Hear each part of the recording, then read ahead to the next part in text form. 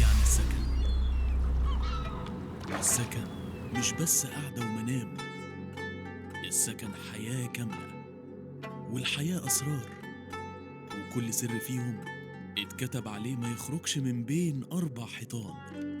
4 حيطان شاهدين على كل فكرة وكل حلم وكل فرحة وكل تحدي وكل ضحكة.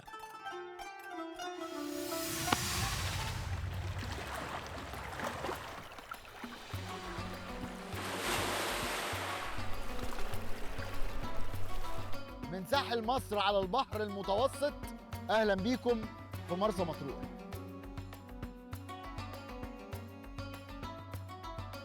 عارفين إن مستقبل أي أمة وأي شعب أو بلد بيبدأ من جوه ال4 حيطان الصغيرين قوي دول؟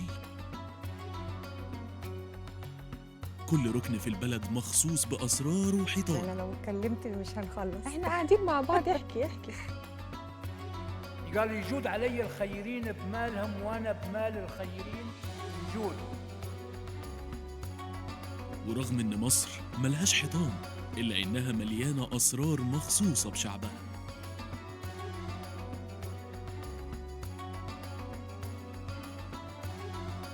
ومن شرقها لغربها وطولها وعرضها أهلا بيكم في الأقصر. بتختلف الحكايات باختلاف الحيطان وأهلها. خف البصل تغلض راسه.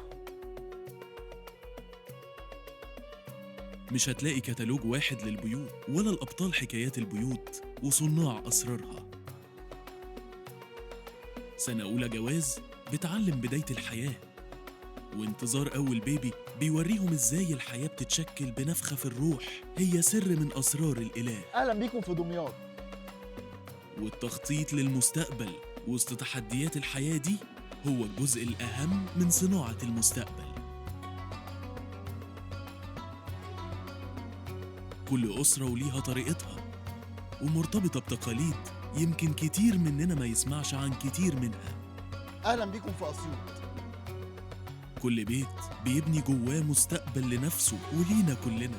في عائلات كتير دلوقتي ما بقاش يهمها موضوع العدد.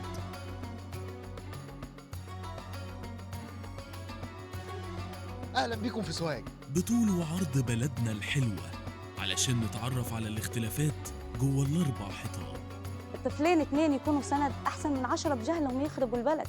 ونقول لكم على سر ورا سر ورا سر. إحنا في طنطا. نتعرف سوا على سر ال4 حيطان.